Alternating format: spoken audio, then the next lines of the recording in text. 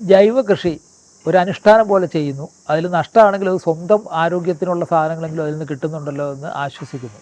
ഇത് കാണേണ്ട ഒരു മാതൃകയാണ്. കാരണം സ്വന്തമായിട്ട് ഭക്ഷണം ഉൽപ്പാദിപ്പിക്കുകയാണെങ്കിൽ നമ്മുടെ ആരോഗ്യത്തിന് എന്തുമാത്രം സഹായകമാണെന്നുള്ളതെക്കുറിച്ച് പറയുകയാണ്. അത് നേരിട്ട് അവരിൽ നിന്ന് തന്നെ നമുക്ക് കേൾക്കാം. ഇത് കൂടുതൽ ആളുകളുമായിട്ട് പങ്കുവയ്ക്കുക, സബ്സ്ക്രൈബ് ചെയ്യുക. ജൈവ രീതിയിൽ നെല്ല് ഉൽപ്പാദിപ്പിക്കുന്നത് ലാഭകരമല്ലാത്തൊരു ഏർപ്പാടാണ് എന്ന് തോന്നുന്നുണ്ടോ? ജൈവ രീതിയിൽ നെല്ല് തന്നെയല്ല, നമ്മൾ ഈ പച്ചക്കറി ഉണ്ടല്ലോ, പച്ചക്കറി ആണെങ്കിൽ ഇപ്പം നമ്മൾ രാസവളം ഉപയോഗിച്ച് കഴിഞ്ഞാൽ ഇപ്പം നമുക്ക് കിട്ടണത് ഇരട്ടി കിട്ടും. പക്ഷെ നമുക്ക് വില കിട്ടണത് ജൈവത്തിൻ്റെയും മറ്റതിൻ്റെ എല്ലാം സെയിമാണ്. അപ്പോൾ കൃഷി ഓഫീസർ ഒരു ഫോട്ടോ എടുക്കാനായിട്ട് വന്നപ്പോൾ ചേട്ടനോടെ ഇല്ലായിരുന്നു, ഞാനായിരുന്നു. അപ്പോൾ അന്നേരം എന്നോട് പറയാ, ചേച്ചി ചേട്ടനോട് പറ ഇതിൻ്റെ കൂടെ ഇത്തിരി രാസവളം കൂടെ ചേർക്കാൻ. എന്നായാലും നമുക്ക് മാർക്കറ്റിൽ കിട്ടുന്ന വിലയൊക്കെ സെയിം തന്നെയാണ്. അന്നേരം ചേട്ടൻ പറഞ്ഞു അതേതായാലും വേണ്ട, എൻ്റെ മണ്ണിരയൊക്കെ ചത്തുപോയി കഴിഞ്ഞ് കഴിഞ്ഞാൽ പിന്നെ അതൊക്കെ പിന്നെ ഉണ്ടാക്കിയെടുക്കാൻ ഭയങ്കര പാടല്ലേ. അപ്പം നമുക്ക് കിട്ടണത് മതി. അതിൻ്റെ വേറൊരു ഉദാഹരണം ഞാൻ പറഞ്ഞുതരാം. ഇപ്പോൾ താഴത്ത് കപ്പ നട്ടിട്ടുണ്ട്. ആ കപ്പയുടെ വണ്ണം എന്ന് പറഞ്ഞിട്ടുണ്ടെങ്കിൽ ഏതാണ്ട് ഒരു ഇത്രയും വരും. അപ്പം നമുക്ക് ഞാൻ കാട്ടിത്തരാം. താഴത്ത് ചെല്ലുമ്പോൾ ആ കപ്പയിട്ട് ഇപ്പോൾ ഒരു ഇച്ചിരി പൊട്ടാഷ്യം ഇട്ട് കൊടുത്താൽ, ഇപ്പോൾ പറിക്കാറായപ്പോൾ 6 മാസം കഴിഞ്ഞ് പറിക്കാം, ഇച്ചിരി പൊട്ടാഷ്യം ഇട്ട് കൊടുത്താൽ അതിൻ്റെ ഡബിൾ വരും. മനസ്സിലായേ? അപ്പോൾ അതിൽ നിന്ന് നമുക്കിപ്പോൾ ഒരു ചോട്ടിൽ നിന്ന് ഇപ്പോൾ പറിക്കുകയാണെങ്കിൽ 5 കിലോ കിട്ടും. ഇതങ്ങ് ഇട്ടിട്ട് പറിക്കുകയാണെങ്കിൽ ഒരു 2 ആഴ്ച കഴിഞ്ഞ് പറിക്കുകയാണെന്നുണ്ടെങ്കിൽ ഒരു 7 കിലോ 10 കിലോ കിട്ടും. നേരെ ഡബിൾ കിട്ടും. അപ്പൊ നമ്മുടെ ആദായം വളർന്നു വരും. ഇച്ചിരി യൂറിയം ഇച്ചിരി പൊട്ടാഷ്യം കപ്പ ഞാൻ കാട്ടിത്തരാം. ഇപ്പൊ ആ കപ്പയ്ക്ക് ഭയങ്കര ടേസ്റ്റാണ്. പച്ചക്കാണെങ്കിലും മറ്റേ വേവിച്ചാണെങ്കിലും ആ കപ്പയ്ക്ക് ഭയങ്കര ടേസ്റ്റാണ്. ആ കപ്പയ്ക്ക് ഇനി രാസവളോട്ട് വരുമ്പോ എങ്ങനെ ടേസ്റ്റ് എന്ന് വെച്ചാൽ എനിക്ക് അറിഞ്ഞുകൂടാ. അപ്പൊ ജൈവ രീതി ചെയ്താലും വില പ്രത്യേകിച്ച് കൂടുതലൊന്നും കിട്ടുന്നില്ല. 5 കിലോ കപ്പ നമ്മളിപ്പോ കൊടുത്തിട്ടുണ്ടെങ്കിൽ 220-200 രൂപ കിട്ടും. നമ്മൾ ഈ പൊട്ടാഷ്യം ഇട്ട് കഴിഞ്ഞ് 2 ആഴ്ച കഴിഞ്ഞ് ഈ കപ്പ കൊടുത്തു കഴിഞ്ഞിട്ടുണ്ടെങ്കിൽ നമുക്ക് 10 കിലോ കിട്ടുമ്പോൾ ഈ 200 എന്നുള്ള സ്ഥാനത്ത് 400 രൂപ കിട്ടും ഇല്ലേ? അപ്പം നമുക്ക് നേരെ ഇരട്ടി. എന്ന് വെച്ചിട്ടുണ്ടെങ്കിൽ 1 കിൻഡൽ കപ്പ കൊടുക്കുമ്പോഴത്തേക്കും നമ്മൾക്ക് എത്ര രൂപയുടെ വ്യത്യാസം വന്ന്? 1 കിൻഡൽ കപ്പ കൊടുക്കുമ്പോൾ ഒരു 200 രൂപയുടെ വ്യത്യാസം വരും. അപ്പോൾ ഒരു 5 കിൻഡൽ അല്ലെങ്കിൽ 1 ടൺ കപ്പ കൊടുക്കാനുണ്ടെന്നുണ്ടെങ്കിൽ നമുക്ക് അത്രയും പൈസ നമ്മുടെ വീട്ടിട്ട് വരുമാനമായിട്ട് വരികയാണ്. പക്ഷെ നമ്മളത് ചെയ്യാൻ നമുക്ക് എന്തോ ചെയ്യില്ല. നമ്മൾ അതൊക്കെ ചെയ്യാറുണ്ട് നമ്മുടെ ചെറുപ്പത്തിലൊക്കെ ചെയ്യാം. ഞാനത് നിറഞ്ഞു വന്നില്ല, ഇടക്കിടയ്ക്ക് ഗ്യാപ്പ് കിടപ്പുണ്ട്. അപ്പൊ പറയാ ഇത്തിരി രാസവളം ഇതിലേക്ക് അങ്ങ് ഇട്ട് കൊടുത്തിട്ടുണ്ടെങ്കിൽ ആ ഗ്യാപ്പ് കിടക്കണോടത്തിട്ടൊക്കെ ഈ തണ്ട് പെട്ടെന്ന് വന്നങ്ങ് വളർന്ന് കണ്ടം മുഴുവൻ ചൂടും, അതിലെല്ലാത്തിലും കായ് വിരിയും. അപ്പൊ ചേട്ടന് ഇപ്പൊ കിട്ടണതിന്റെ ഇരട്ടി സാധനം കിട്ടും. നമ്മൾ ജൈവമല്ലോ എന്ന് ഓർത്ത് മാർക്കറ്റിൽ കൊണ്ട് ചെല്ലുമ്പോ നമ്മുടെ ജൈവത്തിന് വില വ്യത്യാസമൊന്നുമില്ല. കിലോയ്ക്ക് 10 രൂപയ്ക്ക് വിളിച്ചാലും നമ്മുടേനും 10 രൂപ തന്നെ കിട്ടുള്ളൂ. അത് ചിലപ്പോൾ നമുക്ക് വരുമ്പോൾ 9 ആവും. കാരണം ഒരാക്കടേന് 10 രൂപയ്ക്ക് ഒരാൾ ലേലം ചെയ്ത് കഴിയുമ്പോൾ അടുത്ത ആക്കളേന് 9 എന്ന് വിളിച്ചു കഴിഞ്ഞിട്ട് ആരും വിളിക്കാൻ നമ്മുടെ സാധനമെന്ന് പറഞ്ഞാലും ആരും ടെസ്റ്റ് ചെയ്യാനില്ല, നമുക്ക് മാർക്കറ്റിൽ വിലയും കിട്ടണില്ല. അപ്പൊ നമ്മൾ പിന്നെ ആ വില വേണ്ട, നമുക്കുടെ സന്തോഷം അതാണ് നമ്മൾ നോക്കണേ. നമ്മൾ ഈ ആരോഗ്യത്തിന്റെ മറ്റുള്ളവർക്ക് വിഷമില്ലാതെ കൊടുക്കുക, അത് ഓർത്തോണ്ടാണല്ലോ നമ്മളിപ്പോൾ ഈ പാടെല്ലാം കഴിക്കണത്. വിഷമില്ലാത്ത ആഹാരം മറ്റുള്ളവർ കഴിക്കാൻ വേണ്ടി കാശുള്ളവർ മേടിക്കണു. എല്ലാവർക്കും മേടിച്ച് കഴിക്കാൻ പറ്റൂല. പക്ഷേ ഇഷ്ടം പോലെ പൈസ ഉള്ളവർക്ക് വിഷമില്ലാത്ത നല്ല സാധനം കഴിക്കാൻ വേണ്ടിയിട്ടാണ് നമ്മൾ ഈ പ്രയാസപ്പെടുന്ന കാര്യം. ദൂരന്നൊക്കെ അന്വേഷിച്ച് വരാറുണ്ട് അവിടെ. ചേട്ടൻ ഈ ജൈവ രീതിയിലുള്ള കൃഷിയാണല്ലോ ചെയ്യുന്നത്. നിങ്ങൾ അതിപ്പോൾ എത്ര കാലമായി നിങ്ങൾ ഈ ജൈവ രീതിയിൽ കൃഷി ആരംഭിച്ചിട്ട്, നെൽകൃഷി ആരംഭിച്ചിട്ട്? ഇപ്പോൾ 10 വർഷമായിട്ടുള്ളൂ. എങ്ങനെയാണ് ഈ ജൈവ നെൽകൃഷിയിലേക്ക് വന്നതെന്നൊന്ന് പറയാമോ? അത് ഞാൻ ചിങ്ങവനത്ത് പാലേക്കറുടെ ക്ലാസ് കേൾക്കാൻ പോയി. ഇപ്പോൾ നാടൻ പശുവിനെ വളർത്തി സന്തോഷ് പാലേക്കറിന്റെ ക്ലാസ്സിൽ പോയിട്ട് വന്നേ പിന്നെയാണ് നമുക്ക് ഈ ജൈവ രീതിയെ പറ്റി അറിവുണ്ടായതും നമ്മളത് പരീക്ഷിക്കാൻ തുടങ്ങിയത്. അത് കഴിഞ്ഞ് പിന്നെ 2 കൊല്ലം കഴിഞ്ഞപ്പോഴേക്കും ഞങ്ങളൊരു പശു മേടിച്ചു. പശു മേടിച്ചപ്പോൾ പിന്നെ എൻ്റെ നാടൻ പശുവിൻ്റെ ചാണകമായി പാല് വയ്ക്കാൻ നടന്നു. പാല് വയ്ക്കാൻ പറ്റിയില്ല. നാടൻ പശുവിന്റെ പാലിന് കിട്ടേണ്ട വില കിട്ടുന്നില്ല. ആർക്കും വേണ്ട. നമുക്ക് കോടികൾ വരുമാനമുള്ള ആൾക്കാർ നമ്മുടെ ചുറ്റുപാടും ഒക്കെ ഉണ്ട്.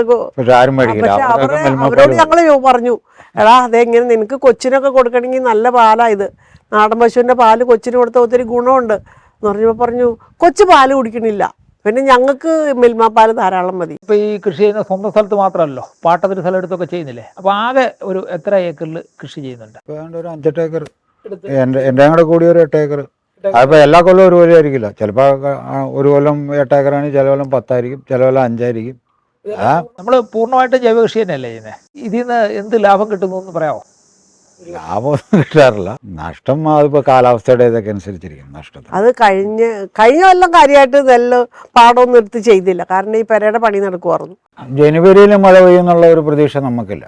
അപ്പോൾ ജനുവരിയിൽ നെല്ല് കൊയ്യാനായിട്ട് കിടന്ന സമയത്ത് 3 ദിവസം അടുപ്പിച്ച് മഴ പെയ്തു.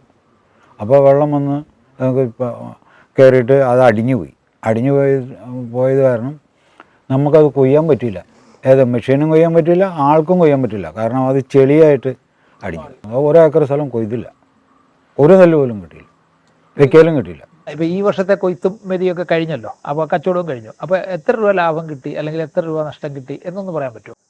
ഈ തവണ ലാഭവും ഉണ്ടായിട്ടില്ല, നഷ്ടവും ഉണ്ടായിട്ടില്ല എന്നുള്ള. ലാഭം നഷ്ടം ഉണ്ടായിട്ടില്ല എന്ന് പറയാൻ പാടില്ല, കുറച്ച് നഷ്ടം ഉണ്ടായിട്ടുണ്ട്. പിന്നെ നമ്മൾ ഈ അധികം കൂലിച്ചെലവാണ് നമുക്ക് വന്നത്, അല്ലെങ്കിൽ നമുക്ക് ഇത്ര നഷ്ടമൊന്നും വരില്ലായിരുന്നു. പിന്നെ കൃഷിഭവനിൽ നിന്നൊക്കെ എൻ്റെ ഇങ്ങനെ സബ്സിഡിയും ഇങ്ങനെയൊക്കെ കിട്ടിയ കാരണം കുറച്ചൊക്കെ മാനേജ് ചെയ്തു. എന്നാലും നമ്മൾ അധ്വാനിക്കുന്നുണ്ട്, പക്ഷെ അതിന് പ്രതിഫലം ഒന്നും കിട്ടുന്നില്ല, നമ്മുടെ അധ്വാനത്തിന് വില കിട്ടുന്നില്ല എന്ന് പറഞ്ഞാൽ ശരിയല്ലേ? അതിന് 1 രൂപ പോലും കിട്ടാറില്ല. നമ്മൾ ചെയ്യണ പണിക്ക് 1 രൂപ പോലും അത് നമുക്ക് ഒന്നും കിട്ടാറില്ല. പിന്നെ എന്നാന്ന് വെച്ചിട്ടുണ്ടെങ്കിൽ നമുക്ക് അത്ര ആരോഗ്യം കിട്ടുന്നുണ്ട്, നമുക്ക് അത്ര സമയം പോണു, നമുക്ക് എല്ലാം നമ്മളല്ലെങ്കിൽ ഒരു പണിയില്ലാതെ വീട്ടിലിരുന്ന TV കാണും, ഉറങ്ങും, അങ്ങനെയൊക്കെ ഇരിക്കും. ഇതിപ്പോൾ എന്ന് പറഞ്ഞാൽ നമുക്ക് അതിനൊന്നും സമയമില്ല. അപ്പോൾ നമ്മൾ ഈ ഓരോ പണിയായിട്ട് പോണു. അപ്പോൾ അങ്ങനെ പോണ കാരണം നമുക്ക് അത്ര ആരോഗ്യമൊക്കെ കിട്ടുന്നുണ്ട്. പിന്നെ നമുക്കിവിടെ പണി എപ്പോഴും ഫ്രീയാ, അതിന് കൂലിയില്ല. പിന്നെ ഞങ്ങളുടെ കുടുംബത്തിനുള്ള പ്രത്യേകത എന്നാന്ന് വെച്ചിട്ടുണ്ടെങ്കിൽ വേറൊരു പ്രത്യേകത കൂടെ ഉണ്ട്. അതെന്ന് വെച്ചിട്ടുണ്ടെങ്കിൽ ഇപ്പം 100 വീടുണ്ടെങ്കിൽ അതിൽ 99 വീട്ടിലുള്ളവരും മെഡിക്കൽ സ്റ്റോറിൽ നിന്ന് എന്തെങ്കിലും ഗുളിക മേടിച്ച് കഴിക്കുന്നവരാണ്. ഞങ്ങളുടെ കുടുംബത്തിലുള്ള ആരും മെഡിക്കൽ സ്റ്റോറിൽ ഞങ്ങൾക്ക് പിന്നെ ഒരു മരുന്നും വേണ്ട, യാതൊരു മരുന്നും വേണ്ട. ഇടയ്ക്കിടയ്ക്ക് ഇത്തിരി കാലുവേദന എന്തെങ്കിലും കണ്ണട വെച്ചിട്ടുണ്ട്, എനിക്ക് കണ്ണട ഇത്തിരി തൈലം എന്തെങ്കിലും തൊട്ട് വരട്ടി ആ വേദന അങ്ങ് മാറി, നമ്മൾ ഓക്കെ ആയി. പിറ്റേ ദിവസം നേരം വെളുക്കുമ്പോൾ വീണ്ടും തലേദിവസത്തെ പോലെ പണി കൊടുക്കും. അതാണ് ഏറ്റവും വലിയ അനുഭവം. ഈ പച്ചക്കറി കൃഷി ചെയ്യുമ്പോഴേ ഈ കീടങ്ങളുടെ ഉപദ്രവം ഉണ്ടാകുമല്ലോ, അത് എങ്ങനെയാണ് അത് മാനേജ് ചെയ്യുന്നത്? അതിന് മാനേജ് ചെയ്യണത് മറ്റേ ഈ ഇതിന് ഒരു സ്മെല്ലുണ്ട്, ജീവാമൃതം ഒരു സ്മെല്ലുണ്ട്. ആ സ്മെല്ലിന് കാരണം അങ്ങനെ കീടങ്ങൾ വരില്ല. അത് ഈ ജീവാമൃതാണ് ഈ പുഴുവിനെയും കീടത്തിനെയും ഒക്കെ മാനേജ് ചെയ്യുന്നത്. കാരണം എന്താ വെച്ചാൽ നമ്മൾ അടിവളം ഇട്ട് കുരു അങ്ങ് നടും. കുരു നട്ട് കഴിഞ്ഞ് ചെടി മുളച്ച് കയറി ഒരു കോല കുത്തി കൊടുത്തു കഴിഞ്ഞാൽ പിന്നെ നമ്മൾ ഈ ജീവാമൃതം കലക്കി ഒഴിക്കും. നമ്മളിവിടെ ഈ പശുവിന് കൊടുക്കുന്ന പോലും ഒരു ജൈവ വൈക്കോലാണല്ലോ, വിഷം തളിക്കാത്ത, കീടനാശിനി ഇല്ലാത്ത, രാസവളം ഇല്ലാത്ത ഒരു നെല്ലിന്റെ വൈക്കോലല്ലേ നമ്മൾ പശുവിന് പോലും കൊടുക്കുന്നത്. നമ്മുടെ പശുവിന് പിന്നെ ജൈവ രീതിയിൽ കൃഷി ചെയ്തിട്ടുണ്ടെങ്കിൽ ഈൽഡ് നീണ്ടു കിട്ടും. കാരണം രാസവളം ഇട്ടിട്ടുണ്ടെങ്കിൽ വേഗം തന്നെ അത് നശിച്ചു പോകും. മണ്ണ് ഡ്രൈ ആവുന്നതുകൊണ്ട് ചെടി കുറച്ച് കാലം നിൽക്കും. അപ്പോൾ പാവലൊക്കെ ആണെന്നുണ്ടെങ്കിൽ ജൈവ കൃഷി രാസവളോട്ട് ചെയ്യണമെന്നുണ്ടെങ്കിൽ ഏറ്റവും കൂടി ഇനി ഒരു മാസം എന്ന് വെച്ചാൽ ഒരു 8 ചെത്ത കിട്ടുള്ളൂ. അതേസമയം ജൈവ രീതിയിൽ ചെയ്യുകയാണെങ്കിൽ 3 മാസം വരെ കിട്ടും. ലൈഫ് ടൈം ഭയങ്കരമായിട്ട്. ആയുസ് കൂടുന്നുള്ള കാര്യം ഇതുവരെ ആരും പറഞ്ഞു ഞാൻ കേട്ടിട്ടില്ല. അത് ഇവിടെ ഞങ്ങൾക്ക് അനുഭവമുള്ള, അതുകൊണ്ടാണ് ഞങ്ങൾ പറഞ്ഞത്. ഇവിടെ ഈ പാവല് തന്നെ ഇതിപ്പോൾ നോക്കാതെ പോയതാണ്.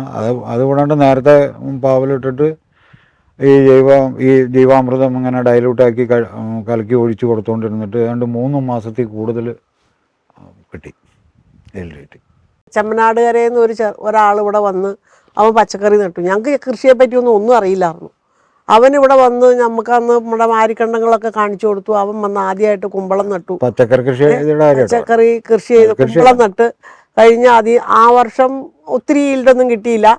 അത് കഴിഞ്ഞ് അതിൻ്റെ പിറ്റേ വർഷം എൻ്റെ ദൈവമേ കിട്ടിയ കുമ്പളങ്ങയ്ക്ക് ഒരു അവസാനം ഉണ്ടായിരുന്നില്ല. കുമ്പളങ്ങയ്ക്ക് വിലയില്ലാതെ കാണും. അന്നേരം 50 പൈസയായിരുന്നു 1 കിലോ കുമ്പളങ്ങയുടെ വില. അത് നമുക്ക് പറമ്പൊക്കെ കൊടുത്താൽ മതി, പണിയെടുക്കേണ്ട കാര്യമില്ല. പക്ഷേ അതുങ്ങൾ പണിയണ കണ്ടു കഴിഞ്ഞപ്പോൾ പാവം എത്ര നേരം ചുമക്കടേന്ന് ഓർത്ത് പിന്നെ അവസാനം ഞങ്ങൾ ചെന്നൊക്കെ സഹായിച്ച് ഒക്കെ പറക്കി കൊട്ടയ്ക്കകത്ത് ഇട്ട് കൊടുക്കും. അവർക്ക് പിടിച്ചു കൊടുത്താൽ അവർ ചോന്ന് കൊണ്ടുവന്നിടും. പിന്നെ തൂക്കുമ്പോഴാണെങ്കിലും നമ്മൾ ഓരോന്നോരോന്ന് ത്രാസായിട്ടൊക്കെ എടുത്തു കൊടുക്കും. അങ്ങനെയൊക്കെ ചെയ്ത് സഹായിച്ചൊക്കെ ചെയ്ത അങ്ങനെയൊക്കെയാണ് ഈ കൃഷിയിൽ നിന്ന് ഇത്ര ഈൽഡ് കിട്ടുമെന്ന് ഞങ്ങൾക്ക് മനസ്സിലായത്. അതുവരെയെന്ന് വെച്ചാൽ നമ്മളൊരു കുമ്പളം നട്ടു, അതിന് ഒന്നും ചെയ്യാറില്ല. അതങ്ങനെ പറന്നു പോയി 4-5 കുമ്പളങ്ങ ഉണ്ടാവും, അതെടുത്ത് കറി വയ്ക്കും. നമുക്കങ്ങനെ വിൽക്കാനോ അങ്ങനെയൊന്നും ബൾക്കായിട്ടൊന്നും നമ്മൾ കൃഷി ചെയ്ത് കണ്ടിട്ടുണ്ടായിരുന്നില്ല, നമുക്ക് അറിയില്ലായിരുന്നു. അവനാണ് ഞങ്ങളെ കൃഷി ആദ്യം പഠിപ്പിച്ചത് തന്നെ. അവനൊരു 30 കൊല്ലത്തോളം ഞങ്ങളുടെ വീട്ടിൽ കൃഷി ചെയ്തു. അത് കഴിഞ്ഞപ്പോൾ പിന്നെ അവനൊരു ആക്സിഡന്റ് ഒക്കെ ഉണ്ടായി. പിന്നെ അവൻ പണിയാൻ പറ്റില്ലാണ്ടായി, അവനങ്ങ് മാറി. പിന്നെ അത് കഴിഞ്ഞപ്പോൾ നമ്മൾ പഠിച്ച പാടാന്ന് വെച്ചിട്ടുണ്ടെങ്കിൽ നമ്മൾക്ക് പണിയെടുക്കാനുള്ളതായ ഒരു എനർജി, അതിനുള്ള എനർജി കിട്ടിയത്. അങ്ങനെയാണ് ഞങ്ങൾ ഈ കൃഷിയിലേക്ക് തിരിഞ്ഞത്. ഇനിയിപ്പോ എന്നാണോ പറ്റുമില്ലാതെ വരുന്ന ആ കാലഘട്ടം വരെ കൃഷിക്ക് മോന്റെ പിന്തുണയുണ്ടല്ലേ? അതിപ്പോ ഇനിയിപ്പോ മകൻ പറഞ്ഞാലും ഞങ്ങൾ നിർത്തുന്നില്ല. അടുത്ത ഇപ്പൊ ജൂൺ തുടങ്ങുമ്പോഴേക്കും അതിന്റെ ഇടയ്ക്കായിട്ട് പോകണമെന്ന് ഇപ്പോഴേ പറഞ്ഞു കഴിഞ്ഞു. മകന് അങ്ങനെ എല്ലാ കുടുംബത്തിലെ കൂട്ടല്ല, എന്തെങ്കിലും ഒരു കാര്യം ഉണ്ടെന്നുണ്ടെങ്കിൽ അത് എല്ലാവരും കൂടെ ആലോചിച്ച് അപ്പം അങ്ങനാലാണല്ലോ കുടുംബ സംതൃപ്തിയായിട്ട് ഒരു ലഹളയെ തമ്മിലൊന്നുമില്ലാതെ. അതിപ്പോ എന്ന് പറഞ്ഞു കഴിഞ്ഞാൽ ഇപ്പൊ എൻ്റെ മകളാണെങ്കിലും അവളിപ്പോ വന്നാലും ഞാൻ പുല്ല് വെട്ടാൻ പോവുകയാണെങ്കിൽ അപ്പൊ അമ്മ അരിവാൾ എവിടെയാ, ഞാനവിടെ പോരാന്ന് പറയും. ഒരു അരിവാൾ അവളും കൊടുക്കും. ഞങ്ങൾ രണ്ടും, മകളിപ്പോ ഇടയ്ക്കൊന്ന് അമ്മയുടെ അടുക്ക വന്നതാ, എന്നാലും ഒരു അരിവാൾ അവളും കൊടുക്കും. അപ്പൊ രണ്ടുപേരും കൂടിയ വേഗം പുല്ലാവൂലോ. മോൾ എന്തുവരെ പഠിച്ചു? മകള് നഴ്സിംഗ് കഴിഞ്ഞ് ജോലി ചെയ്തോണ്ടിരുന്നതാണ്. പക്ഷെ ഇപ്പൊ ജോലിക്കൊന്നും പോണില്ല. അവളുടെ മദറിലോ ഇങ്ങനെ സുഖമില്ലാതെ വന്ന് ഒരു വീഴ്ച പറ്റി, ഒരു വശം ഇങ്ങനെ തളർന്നുപോയി. അപ്പൊ പിന്നെ അവള് നേരത്തെ ടില്ലർ ഉണ്ടായിരുന്നു, കൃഷിഭവന്റെ ടില്ലർ. അപ്പൊ ആ ടില്ലർ ഓടിച്ചോണ്ട് വരുന്ന ഈ താഴത്തെ പാടത്ത് വെച്ച് ടില്ലർ കേടായപ്പോൾ മകനൂടെ ഉള്ള സമയമാണ്. അപ്പം മകൻ വന്ന് മറ്റേ ഇതൊക്കെ നോക്കി അഴിച്ച് അത് ശരിയാക്കി. അവനെ പണിയൊന്നും അറിയാൻ പാടില്ല, ടില്ലറിനെ കുറിച്ച് അറിയാൻ പാടില്ല, പിന്നെ മെക്കാനിക്കലാണ് പുള്ളിയുടെ. അത് കാരണം അഴിച്ചതിലേക്ക് ഇപ്പോൾ നാട്ടുകാർ പറഞ്ഞു, ബേസിക്കലി മെക്കാനിക്കൽ എഞ്ചിനീയർ ആണല്ലേ. അപ്പോൾ നാട്ടുകാർ പറഞ്ഞു, അവന് എത്ര രൂപ ശമ്പളം മേടിക്കണവനാണ്, അവൻ ഇത് വന്ന് പാടത്ത് ചെളിയിൽ ഇറങ്ങിയേക്കണം. അപ്പം ഞാൻ പറഞ്ഞു, അവൻ ചെളിയിൽ ഇറങ്ങിയെന്ന് വെച്ചാൽ അവൻ്റെ തലയിലുള്ള പോകുന്നില്ല. അല്ലാതെ ഞങ്ങളുടെ മക്കളെന്ന് പറഞ്ഞാൽ അവര് ഞങ്ങളുടെ സാമ്പത്തികമൊന്നും ഇല്ലായിരുന്നു. അവരൊത്തിരി കഷ്ടപ്പെട്ട് അവര് പഠിച്ചത്. അവർക്കറിയാം ഈ ബുദ്ധിമുട്ടൊക്കെ എന്നാന്നുള്ളത്. അത് അവരിപ്പോഴും ഞങ്ങളെ ചീത്തൊന്നും പറയില്ല. എന്ത് വന്നാലും നഷ്ടം വന്നാലും ഒന്നുമില്ല. പിന്നെ എന്തിനാ അത്ര ആയിരുന്നു മരിക്കണേന്ന് ചോദിക്കും. അല്ല, അപ്പൊ കൃഷിയിൽ നിന്ന് ചേട്ടനും ചേച്ചിക്കും വലിയൊരു സംതൃപ്തി കിട്ടുന്നുണ്ട്. നല്ല ഉറക്കം കിട്ടും, നല്ല ഉറക്കമാണല്ലോ, നല്ല ആരോഗ്യം. അതെ, ജൈവ കൃഷിയിലൂടെ സാധനങ്ങൾ ഉൽപ്പാദിപ്പിക്കാൻ പറ്റുമെന്ന് തെളിയിച്ചു. പിന്നെ ഇപ്പോൾ സ്വന്തം ആവശ്യത്തിനാകുമ്പോൾ അതിൽ ലാഭവും നഷ്ടം നോക്കേണ്ട കാര്യമില്ല. ആരോഗ്യമാണ് പ്രധാനം. മാർക്കറ്റും നന്നായിരിക്കണം, എങ്കിലാണ് നമുക്ക് എന്തെങ്കിലും വെച്ചോളൂ. ഇപ്പം നമ്മൾ മാർക്കറ്റിൽ ചെല്ലുമ്പോൾ 5 രൂപ ഇട്ട് കഴിഞ്ഞ് കഴിഞ്ഞാൽ നമുക്ക് കൂലിച്ചെലവ് തന്നെ എത്ര കാശാണ് തന്നെ അതിൽ. അപ്പം നമുക്ക് ആ 5 രൂപയുടെ സ്ഥാനത്ത് നമുക്ക് 20 രൂപ 25 രൂപ ഉണ്ടെങ്കിലും നമ്മുടെ ചിലവ് എല്ലാം ശരിയാ. 5 രൂപ കിട്ടണോടത്ത് നമ്മുടെ ചിലവ് കഴിച്ചിട്ട് പിന്നെ നമുക്ക് എന്നാ കിട്ടണം. 25 രൂപ കിട്ടി കഴിയുമ്പോൾ ആ 20 രൂപ നമുക്ക് ഫ്രീ ആയിട്ട് വന്നതാണ്. ഈ 5 രൂപയിൽ ചിലവും പോയിട്ടല്ലേ ബാക്കി കിട്ടണേ. അപ്പം നല്ല മാർക്കറ്റിംഗ് കൂടെ കിട്ടുകയാണെങ്കിലാണ് നമുക്ക് കൃഷിയും കൊണ്ട് മെച്ചം. കുമ്പളം നല്ല മാർക്കറ്റിംഗ്. ഇത്തവണത്തെ കുമ്പളം വന്നപ്പോൾ നല്ല മാർക്കറ്റിംഗ് 30 രൂപ വരെ കിട്ടി. ഇപ്പൊ 20 രൂപ 30 രൂപ വരെ കിട്ടി.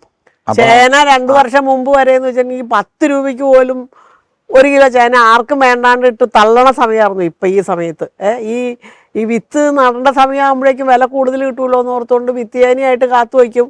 പക്ഷെ നടേണ്ട സമയമാകുമ്പോഴേക്കും 10 രൂപയ്ക്ക് പോലും ആരും മേടിക്കാനില്ലായിരുന്നു. ഇപ്പം ആ സ്ഥാനത്ത് ഇപ്പം 50 രൂപയുണ്ട് 1 കിലോ ചേന. അത് ഈ ഓർഗാനിക് ആയതുകൊണ്ടാണോ? ഞാൻ പറഞ്ഞില്ലേ, ഓർഗാനിക്കും മാർക്കറ്റിൽ ഒരു മാറ്റവും ഇല്ല. ഓർഗാനിക് നമ്മൾ ഉണ്ടാക്കണമെന്നുള്ള നമുക്കുടെ മനസ്സിൽ മാത്രമേ ഓർഗാനിക് ഉള്ളൂ, അല്ലാണ്ട് മേടിക്കാൻ. അരിയുടെ കാര്യത്തിലുണ്ട്, അരി മേടിക്കാൻ പറ്റുന്നവരൊക്കെ ഓർഗാനിക് ആയതുകൊണ്ടാണ് അരി മേടിക്കാൻ പറ്റുന്നത്.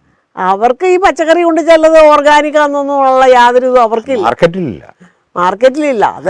അരിയുടെ കാര്യത്തിൽ എന്ന് പറയുമ്പോൾ ഇവിടെ മറ്റേ ഈ കിഴി ഊതാനുള്ളവർ ഞവരെ, പിന്നെ കർക്കട കഞ്ഞിക്കുള്ളവർ ഞവരേക്ക് വരും. പിന്നെ വേറെ പറമ്പിൻ്റെ ഗുണമെന്ന് വെച്ചിട്ടുണ്ടെങ്കിൽ പെസ്റ്റിസൈഡ്സ് ഒന്നും അടിക്കില്ലാത്തത് കൊണ്ട് ഒരുമാതിരിയുള്ള ഔഷധ ചെടികളൊക്കെ പറമ്പിൽ തന്നെ ഉണ്ട്. ഞങ്ങളുടെ പശുവിന് കൊടുക്കണേല് ഒരു ദിവസം കൊടുക്കണേൽ തന്നെ എത്രയും കീഴാർനെല്ലിയും പിന്നെ അങ്ങനെ പല കീഴാർനെല്ലിയുണ്ട്, വള്ളി ഒഴിഞ്ഞുണ്ട്, തഴുതാമ ഉണ്ടായിരുന്നു. ഉപ്പ അത് പോയി. പിന്നെ താഴെയൊക്കെ കുറെ ഉണ്ടായിരുന്നു, അതൊക്കെ പൊപ്പതില്ല. പിന്നെ ഗോൾഡൻ ഫ്രൂട്ട് ഉണ്ട്, ഈ പണ്ട് ഞൊട്ടാഞ്ഞൊടി അത് താഴെയുണ്ട്. അപ്പൊ അങ്ങനെയുള്ള പിന്നെ നിലനാരമുണ്ട്. പിന്നെ ആളുകൾക്ക് അറിയാൻ പാടില്ല. അപ്പൊ ഇവിടെ ഈ 10 മൈലുള്ള ഒരു വൈദ്യനുണ്ട്, ഈ ആയുർവേദ വൈദ്യൻ. അപ്പം എന്തെങ്കിലും മരുന്നുണ്ടെങ്കിൽ അത് ഇവിടെ രായനോട് ചോദിച്ചാൽ പറമ്പിൽ നിന്ന് പറിച്ചു തരുന്നത്. അപ്പം ഇവിടെ ഈ നിലനാരകത്തിനൊക്കെ ആൾക്കാർ മിക്കപ്പോഴും വരാറുണ്ട്. നിലനാരകം നീർക്കെട്ടിന് കാലിന്റെ മുട്ടിനൊക്കെ നീർക്കെട്ടൊക്കെ വന്നിട്ടുണ്ടെങ്കിൽ നിലനാരകം കാടിയിൽ അരച്ചിട്ടാ നല്ലതെന്നാ പറയണത്. ഓണക്കാലം വന്നു കഴിഞ്ഞിട്ടുണ്ടെങ്കിൽ ഓരോ ആൾക്കാരെ വന്നെന്നറിയാമോ? അല്ലാതെ ഇപ്പൊ ഇവിടുന്ന് ഒരു വണ്ടി കയറ്റാനുള്ള തുമ്പ ഞങ്ങളെ പറമ്പിൽ നിന്ന് പറിക്കാൻ കിട്ടും. അതെല്ലാം പ്രാണികളും കാണുമല്ലോ, ഇഷ്ടംപോലെ മറ്റേ ചെറിയ ചെറിയ പ്രാണികളും വരുന്നുണ്ട്. ഇത്തരം പ്രാണികളൊക്കെ ഈ ചെടികളുണ്ടെങ്കിൽ നമ്മുടെ ഈ ചെറിയ വണ്ടും മറ്റും മറിച്ചും ചെറിയ അതൊക്കെ ഇഷ്ടംപോലെ ഉണ്ട്, പറമ്പിലുണ്ട്, അങ്ങനെ പറമ്പിലുണ്ട്. നമ്മൾ പച്ചക്കറിയിലേക്ക് കയറാതെ നമ്മൾ നോക്കണമെന്ന് ഓർത്തോണ്ട് പറമ്പിലുള്ള വണ്ടിനെ ഒന്നും നമ്മൾ കൊല്ലണില്ലല്ലോ. ഇവിടെ ബ്രഹ്മപുരത്ത് പോകാൻ വന്നപ്പോൾ ഇവിടുന്ന് തേനീച്ച പോയി. തേനീച്ചയാണ് നമ്മുടെ ലോകം, ഈ ഭക്ഷ്യോൽപാദനം കംപ്ലീറ്റ് നിലനിർത്തുന്നത് തേനീച്ചയാണ്. ആ തേനീച്ച എറണാകുളം ജില്ലയിൽ നിന്ന് പോയതുകൊണ്ട് ഈ കൊല്ലം മിക്കവാറും എറണാകുളം ജില്ലയിൽ വിളവുകൾ കുറവായിരിക്കും.